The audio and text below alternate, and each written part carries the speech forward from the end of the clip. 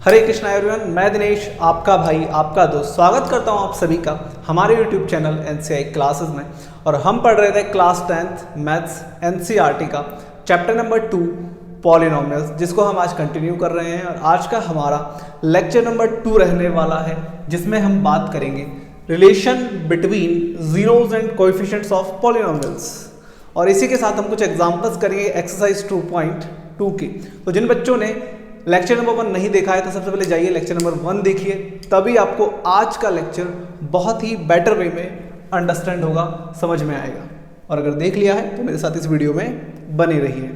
तो आज का हमारा टॉपिक है बेटा relation between zeros and coefficients of polynomial. Now यहाँ पे जीरोस क्या होते हैं और कोएफिशिएंट्स क्या होते हैं, इसकी बात हमने ऑलरेडी कर ली है लेक्चर नंबर 1 के अंदर। इसलिए बोल रहा हूं कि जिन्होंने लेक्चर नंबर 1 नहीं देखा है जाइए लेक्चर नंबर 1 देखिए, वहां पे मैंने आपको सारी बेसिक बातें एक एक करके बहुत अच्छे से समझाई हैं।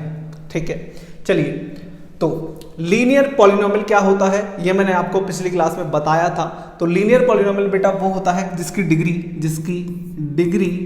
1 होती है। ओके, और इसका अगर मैं स्टैंडर्ड फॉर्म पूछूं आपसे तो ये होता है ax प्लस बी। ठीक है, ये क्या है, ये स्टैंडर्ड फॉर्म है या फिर बोल सकते हो जनरल फॉर्म है। ठीक है, ये जनरल फॉर्म है किसका, लीनियर पॉलिनोमियल का, जिसमें x एक वेरिएबल है, a और b कांस्टेंट है। क्लियर है ये चीज? ओके, नाउ अब यहां देखिए एक बात ध्यान से, अगर मैं यहां पे जीरोस फाइंड करना चाहता हूं, ठीक है, तो मैं इस पॉलिनोमियल को 0 के इक्वल पुट करूंगा, जहां से मैं x की वैल्यू निकालूंगा। ठीक है, तो अगर मैं x की वैल्यू निकालता हूं तो ये आएगा b उधर चला जाएगा तो माइनस बी, और a आ जाएगा नीचे तो आ जाएगा माइनस बी अपॉन ए। अब यहाँ पे x की एक ही वैल्यू पॉसिबल है क्योंकि इसकी डिग्री 1 है। मैंने आपको कल बताया था कि जिसकी जितनी डिग्री होती है वहाँ उतने नंबर ऑफ जीरोज होते हैं, मतलब वहाँ पे x की उतनी ही वैल्यूज पॉसिबल होगी जिस पे वो 0 हो जाएगा, एक्सप्रेशन 0 हो जाएगा। ठीक है, सारी बात हमने कर ली थी। अब ये जो हमने यहाँ लिखा है x क्या है बेटा, x 0 है। ठीक है, माइनस b का मतलब b क्या है, यहाँ पे b कांस्टेंट है, माइनस कांस्टेंट अपॉन a क्या है बेटा, कोएफिशिएंट ऑफ x है। ठीक है, ये हमारे पास क्या बन गया बेटा, ये हमारे पास बन गया एक फॉर्मूला, किसके लिए, जीरोस फाइंड करने के लिए। ठीक है, तो अगर हमारे पास एक डिग्री 1 का मतलब लीनियर पॉलिनोमियल है तो इस फॉर्मूले का यूज करके या फिर इस फॉर्मूले का यूज करके हम वहां पे उसके जीरोस फाइंड कर सकते हैं। क्लियर है ये चीज? ओके, नाउ आगे देखो, क्वाड्रेटिक पॉलिनोमियल वो होता है बेटा जिसकी डिग्री 2 होती है और इसका standard form ax² plus bx plus c ये होता है। ठीक है, सॉरी गाइस, थोड़ा सा लाइट वगैरह कट हो गया था इसीलिए थोड़ी सी प्रॉब्लम आ गई। सो हम तो यहाँ पे क्वाड्रेटिक पॉलिनोमियल क्या होता है बेटा, जिसकी डिग्री 2 होती है। ठीक है, जिसकी डिग्री 2 होती है सर उसे क्वाड्रेटिक पॉलिनोमियल बोलते हैं। इसका हमारे पास जो स्टैंडर्ड फॉर्म होता है वो होता है ax² plus bx plus c। ठीक है, ये हमारे पास क्या है, क्वाड्रेटिक पॉलिनोमियल है। अच्छा, एक चीज आप यहाँ पे ध्यान रखेंगे कि यहाँ पे x का जो मतलब जो भी हमारा मेन डिग्री वाला वेरिएबल है, ठीक है, उसके आगे वाला नंबर मतलब उसका कोएफिशिएंट कभी भी 0 नहीं होना चाहिए। मतलब यहाँ पे a कभी भी 0 नहीं हो सकता, क्योंकि अगर a ही 0 हो गया तो फिर बेटा ये लीनियर बचेगा ही नहीं। समझ रहे हो बात को? फिर ये लीनियर बचेगा नहीं भाई। अगर a 0 हो गया तो फिर ये पूरा 0 हो जाएगा और फिर तो सिर्फ b बचेगा। उसका करोगे क्या, वो तो कांस्टेंट पॉलिनोमियल बन गया फिर। ठीक है, वो लीनियर नहीं रहेगा। उसी तरीके से बेटा यहाँ पे कभी भी a 0 नहीं होना चाहिए, क्योंकि अगर a 0 हो गया तो ये पूरा x² वाला टर्म 0 हो जाएगा, सिर्फ ये बचेगा और फिर ये तो लीनियर के फॉर्म में बदल जाएगा। ठीक है, तो इसलिए आपको याद रखना है कि कभी भी a हमारा 0 नहीं होना चाहिए। ठीक है, तो जिसका डिग्री 2 होता है उसे हम बोलते हैं क्वाड्रेटिक पॉलिनोमियल। नाउ यहाँ पर देखो, जैसे मैंने यहाँ पे 0 के इक्वल में पुट करके जीरोस निकाले, यहाँ नहीं निकाल सकता। ठीक है, यहाँ पे हमारे पास हमें क्या देखना है, जो जीरोस होते हैं, जो x की 2 वैल्यूज होती हैं भाई, जिसकी जितनी डिग्री उसके उतने नंबर ऑफ जीरोस होते हैं। ये बात मैंने आपको बताई थी। ठीक है, जितनी डिग्री उतने ही नंबर ऑफ जीरोस होते हैं। अब बेटा यहाँ पे हमारे पास कितने जीरोस होंगे, हमारे पास सर 2 जीरोज होंगे, ठीक है, क्योंकि यहाँ पे हाईएस्ट डिग्री मतलब यहाँ पे x की हाईएस्ट पावर 2 है, तो यहाँ पे नंबर ऑफ जीरोज कितने होंगे, 2 होंगे।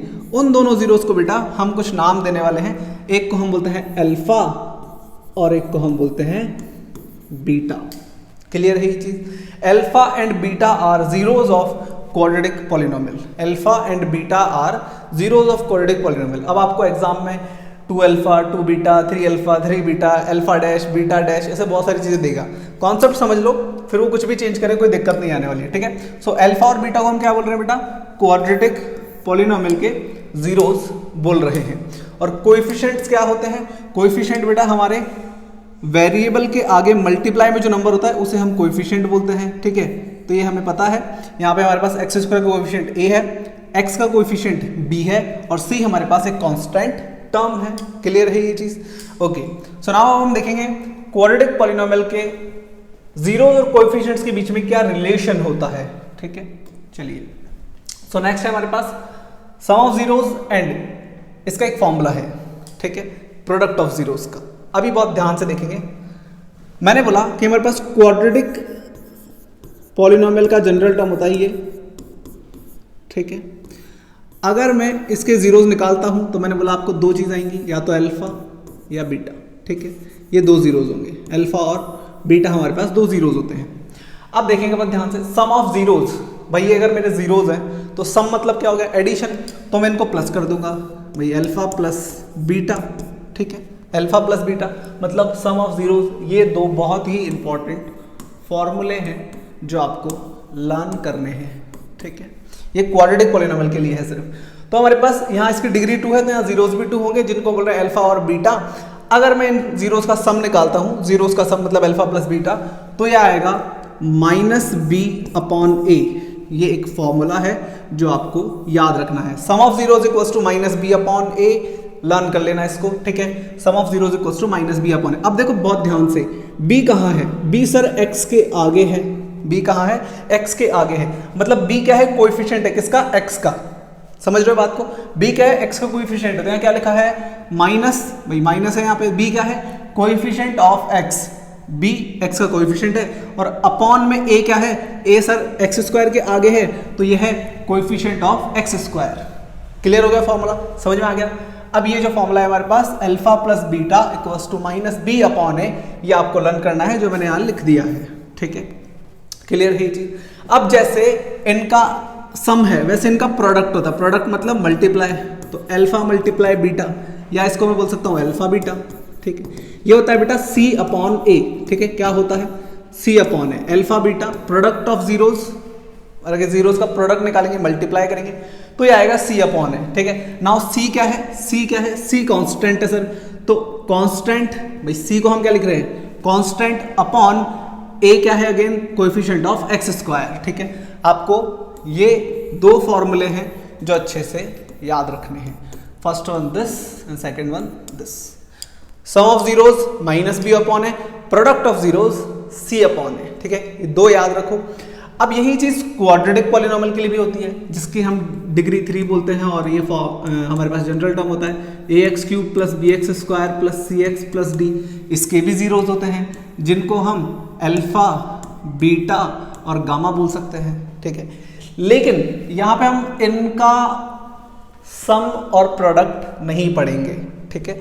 ये आपके बुक में तो गिवन है लेकिन आपके सिलेबस में नहीं है, आपके क्वेश्चंस नहीं आते हैं इसके, ठीक है। तो हम इसको नहीं पढ़ेंगे आगे, बस आप इतना याद रखो कि हाँ एक क्यूबिक पॉलिनोमियल भी होता है जिसके अल्फा बीटा गामा 3 जीरोज हो सकते हैं, ठीक है। हमें बस इतना ही याद रखना है कि sum of zeros alpha plus beta equals to -b/a and alpha beta product of zeros equals to c/a। Clear है ये चीज, फॉर्मूले क्लियर हो गए। यही हमारे पास क्या है बेटा, यही हमारे पास रिलेशन है, रिलेशन है ये बिटवीन जीरोज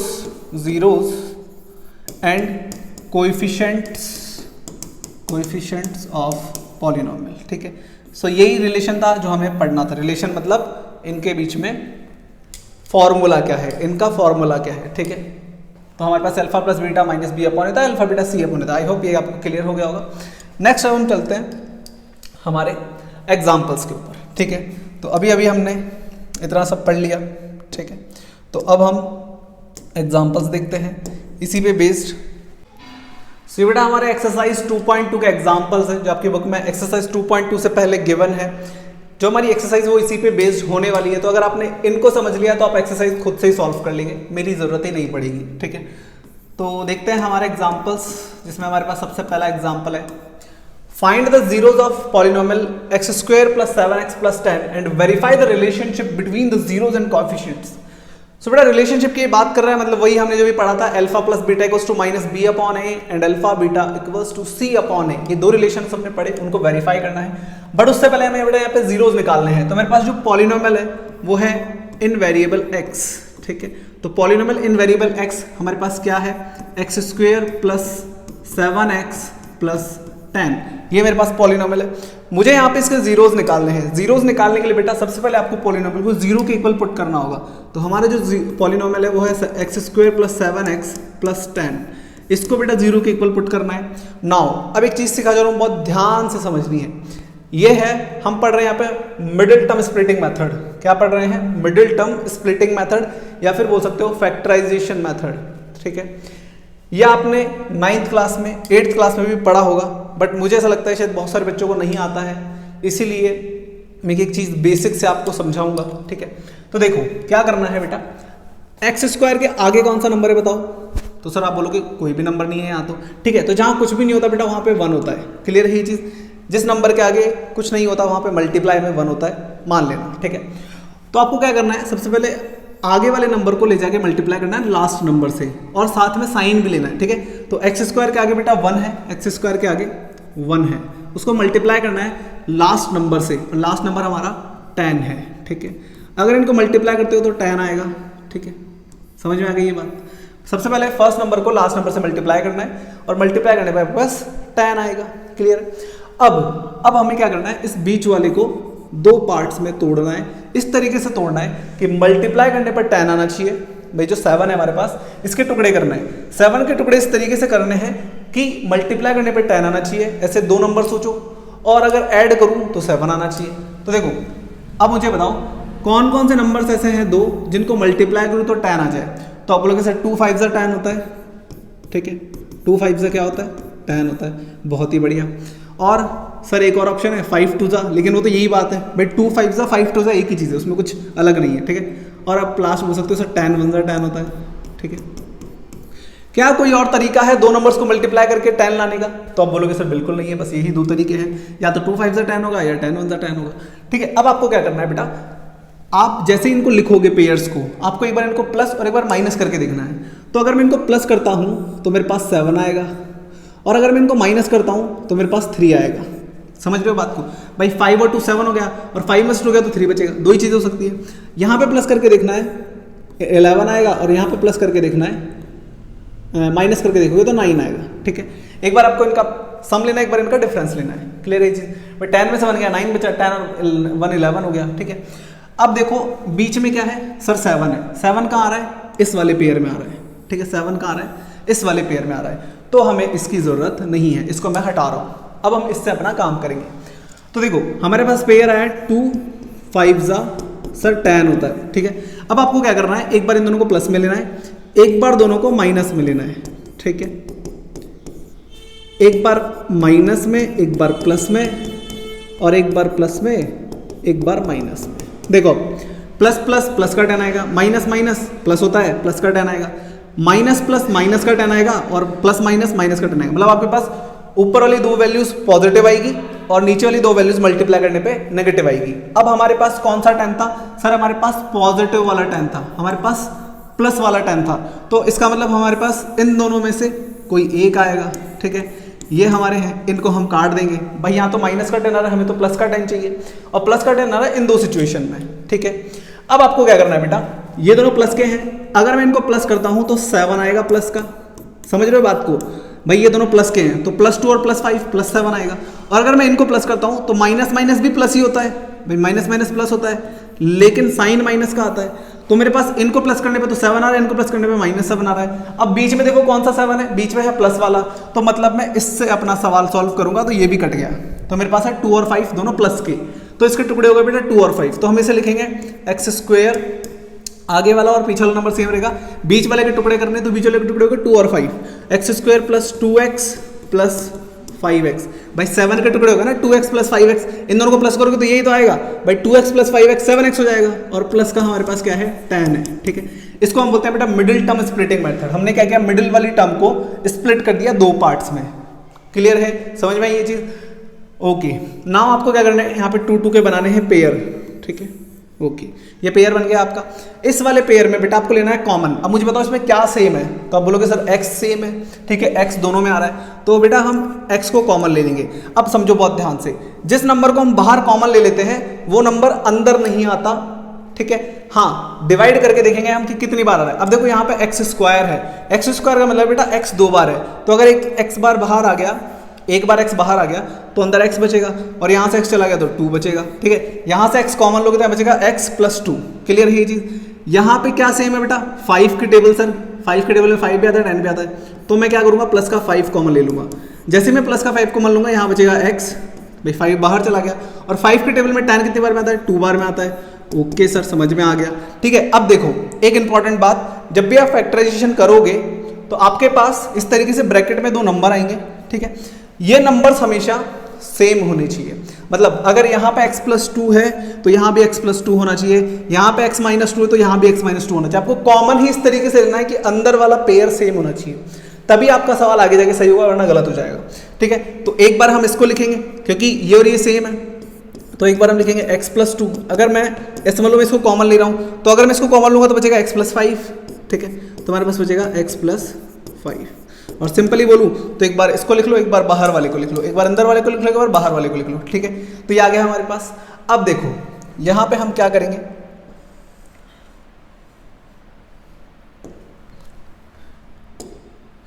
यहाँ पे हम क्या करेंगे बेटा, एक बार इसके इक्वल में 0 लेंगे, x प्लस 2 इक्वल टू 0, और एक बार इसके इक्वल में 0 लेंगे, x प्लस 5 इक्वल टू 0।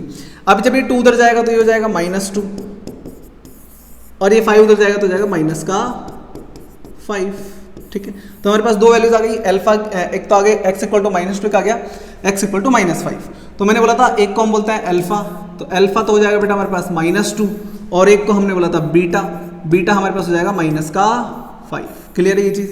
भाई 2 जीरोस होते हमारे पास अल्फा बीटा, तो अल्फा को हमने बोल दिया -2 और बीटा को हमने बोल दिया माइनस का 5। यहाँ तक क्लियर है? अगर नहीं समझ में आया तो दोबारा से देखो, बार बार प्रैक्टिस करो, जितनी प्रैक्टिस करोगे उतनी ही आपकी मैथ्स बेटर होती जाएगी। ठीक है, क्लियर है ये चीज? समझ में आ गया? तो अल्फा आ गया हमारे पास, बीटा आ गया हमारे पास। अब हमें क्या करना है, अब हमें बेटा रिलेशन को वेरीफाई करना है।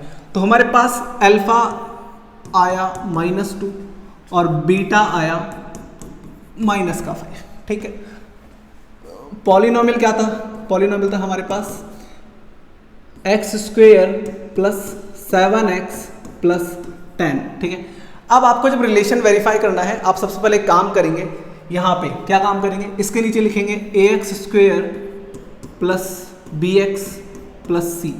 मैं ये क्यों करवा रहा हूँ अभी समझ जाओगे। हमें यहाँ पे बेटा a b c की वैल्यू चाहिए। जब आप प्रैक्टिस कर लोगे तो आप बिना ये लिखे भी बता दोगे कि a b c की क्या वैल्यू है, बट फिलहाल मैं समझता हूँ कि शायद आपको नहीं आता है। और देखो, जब ये मान के पढ़ोगे कि मुझे कुछ नहीं आता है, तब आप बहुत कुछ सीख पाओगे। और अगर आप ये सोच के पढ़ोगे मुझे सब कुछ आता है, तो जो मैं आपको बेटर वे में समझाना चाहता हूँ आप शायद ही सीख पाओगे। ठीक है, सीखने के लिए हमारे अंदर एक एटीट्यूड होना चाहिए कि मुझे बहुत कम आता है, तभी तो आप ज़्यादा सीख पाओगे। अगर आप इसी घमंड में रहोगे कि मुझे तो सब कुछ आता है, तो फिर तो कोई ज़रूरत ही नहीं टीचर की। ठीक है, नाउ एक्स स्क्वायर के आगे बेटा a होता है, एक्स स्क्वायर के आगे a होता है, तो क्या इसके आगे कोई नंबर है? नहीं है सर। तो यहाँ से a की वैल्यू मैंने बोला था जिसके आगे कुछ ना हो 1 हो जाएगा। x के आगे b है, तो यहाँ पे x के आगे 7 है, तो b की वैल्यू क्या हो जाएगी बेटा 7 हो जाएगी। ओके, तो c की जगह क्या हो जाएगा 10 हो जाएगा। सर समझ में आ गया, a b c की वैल्यू निकालना सीख गए हम। एक्स स्क्वायर के आगे a होता है, x के आगे b होता है और ये c होता है। क्लियर है ये चीज? ओके, अब हम रिलेशन वेरीफाई करते हैं। हमारे पास रिलेशन था alpha plus beta sum of zeros equals to -b/a, और एक था alpha beta equals to c/a।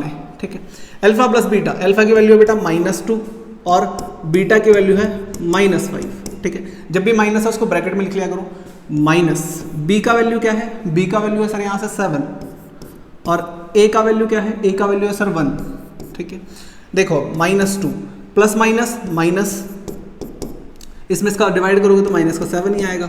Minus minus plus होता है तो ये जुड़ जाएगा, लेकिन साइन तो माइनस का आता है, ठीक है। तो ये हमारे पास आ गया इक्वल। जैसे ही इक्वल आएगा आपका वेरीफाई हो गया एक रिलेशन, आपका सम ऑफ जीरोज वेरीफाई हो गया, ठीक है। दोनों तरफ इक्वल आना चाहिए तभी आपका आंसर सही होगा। नाउ अल्फा बीटा -2 मल्टीप्लाई -5, भाई ये प्रोडक्ट है, प्रोडक्ट मतलब मल्टीप्लाई है। सी की वैल्यू क्या है, सी की वैल्यू सर tan है और अपॉन में a की वैल्यू 1 है। माइनस माइनस प्लस हो जाएगा और 2 5 tan हो जाएगा, तो ये इधर भी प्लस का tan इधर भी प्लस का tan, तो tan इक्वल टू आ गया tan, तो ये वाला रिलेशन भी वेरीफाई हो गया। जैसे ही दोनों तरफ इक्वल आ जाए समझ जाओ कि आपका आंसर सही है। तो मैं आशा करता हूँ कि आपको मैंने एक चीज़ बहुत ही अच्छे से समझाई। सबसे पहले हमने देखा कि हम कैसे मिडिल टर्म को स्प्लिट करेंगे, बहुत अच्छे से मैंने डिटेल में इधर समझाया आपको। जब आप प्रैक्टिस कर लेंगे तो आपको ये फाइंड करने में इतना टाइम नहीं लगेगा।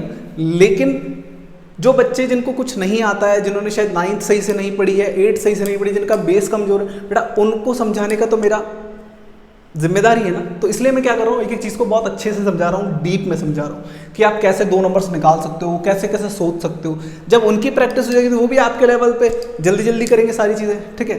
बट फिलहाल तो हम क्या करेंगे, एक एक बच्चे को ध्यान में रखते हुए पढ़ेंगे। तो हमने सीखा कि कैसे मिडिल टर्म को स्प्लिट कर सकते हैं, 2 पेयर बनाते हैं, कॉमन लेते हैं, हमारे पास अल्फा बीटा आता है, देन हम रिलेशन को वेरीफाई करते हैं। तो इसे राइट डाउन करो, देन इसे राइट डाउन करो, फिर हम चलते हैं हमारे नेक्स्ट क्वेश्चन के ऊपर। सो नेक्स्ट बेटा हमारे पास एग्जाम्पल नंबर 2 और हम बात करेंगे इसके सॉल्यूशन की। सो एग्जाम्पल हमारे पास find the zeros of the polynomial x² - 3 and verify the relationship between the zeros and coefficients. देखो सेम क्वेश्चन है हमारे पास, ठीक है। पॉलिनोमियल चेंज हो गया, तो पॉलिनोमियल है बेटा हमारे पॉलिनोमियल इन वेरिएबल x है हमारे पास x² - 3। अब बहुत ध्यान से समझो एक चीज, मैंने बोला था कि आपको मिडिल टर्म को स्प्लिट करना है। अच्छा कौन से मिडिल टर्म स्प्लिट हो रही थी, अब बहुत ध्यान से देखो। हमारे पास पॉलिनोमियल था ax² + bx + c, तो हमारे पास बेटा जो bx था हम उसको स्प्लिट कर रहे थे, ठीक है। समझ रहे हो बात को, हम bx को स्प्लिट कर रहे थे। अब मुझे बता क्या यहाँ पे bx नजर आ रहा है, नहीं सर ये तो ax² + सीधा c आ गया। अरे ये तो कांस्टेंट है ना, इसके बीच वाला टर्म तो गायब है, इधर bx यहाँ है ही नहीं, तो मैं स्प्लिट किसको करूंगा। तो बेटा यहाँ पे ये मिडिल टर्म स्प्लिट नहीं होगी, तो सर क्या होगा, तो हम क्या करेंगे, हम इसको सबसे पहले 0 के इक्वल पुट करेंगे, x² - 3 = 0। अब क्योंकि यहाँ पे मिडिल टर्म स्प्लिट करने के लिए नहीं है और मुझे x की वैल्यू निकालनी है, तो मैं सीधा क्या करूंगा, कांस्टेंट को कांस्टेंट के पास भेज दूंगा। भाई कांस्टेंट है -3, उधर चला जाएगा, तो जब कांस्टेंट उधर जाएगा तो माइनस से इसका साइन चेंज हो जाएगा, तो हो जाएगा 0 + 3, तो यहाँ से आया जाएगा 3, तो मेरे पास x² की वैल्यू आ गई 3।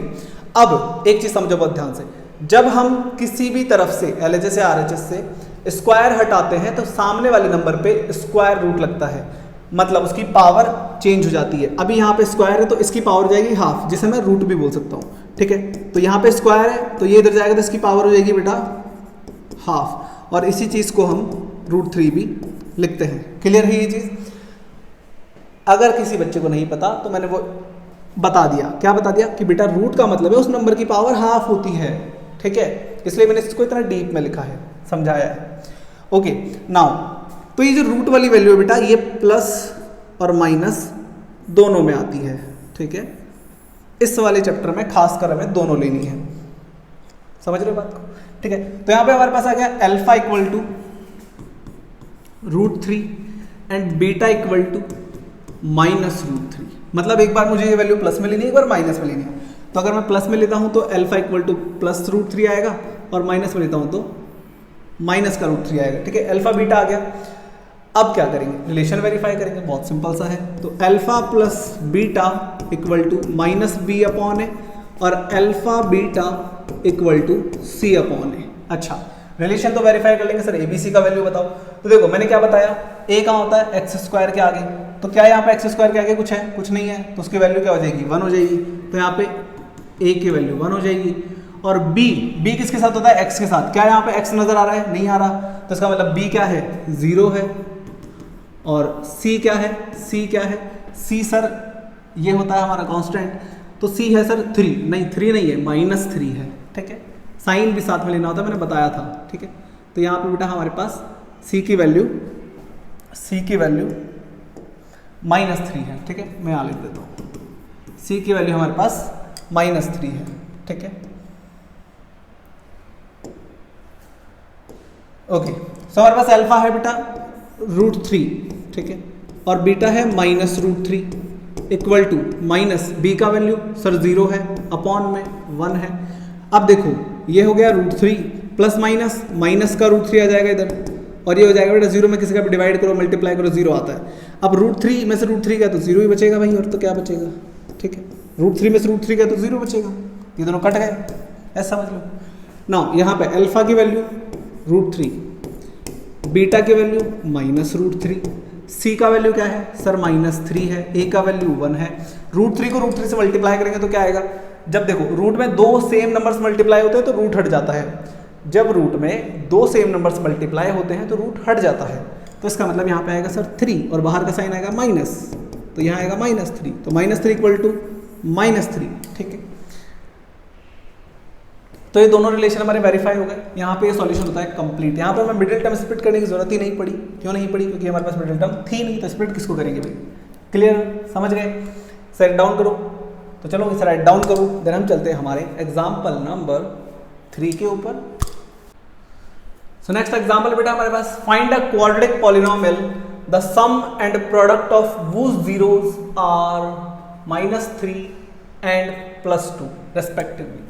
तो देखो हमें क्या कर रहे हैं, क्वाड्रेटिक पॉलिनोमियल बनाना है। अब यहाँ पे मैं आपको एक फॉर्मूला और देने वाला हूँ, ठीक है। क्या होता है बेटा, क्वाड्रेटिक पॉलिनोमियल बनाने के लिए आपको एक फॉर्मूला यूज करना होता है, that is x minus alpha, alpha क्या था हमारा 0, ठीक है, और x माइनस बीटा, ये दोनों हमारे जीरोस थे, और अगर आप इसके इक्वल में 0 रखेंगे तो आपके पास एक क्वाड्रेटिक इक्वेशन आ जाएगी। अच्छा, मैंने क्या बोला, क्वाड्रेटिक इक्वेशन, लेकिन हम तो क्वाड्रेटिक पॉलिनोमियल पढ़ रहे हैं। देखो बात समझो, जब आपके पास किसी भी एक्सप्रेशन लाइक मान लो मैंने लिखा है x माइनस 7, ये कोई एक्सप्रेशन है, ठीक है। अगर आपके पास इसके इक्वल में कुछ भी नहीं है, इसके इक्वल में कुछ भी नहीं है, तो आप इसको बोलोगे बेटा पॉलिनोमियल, ठीक है। क्या बोलोगे?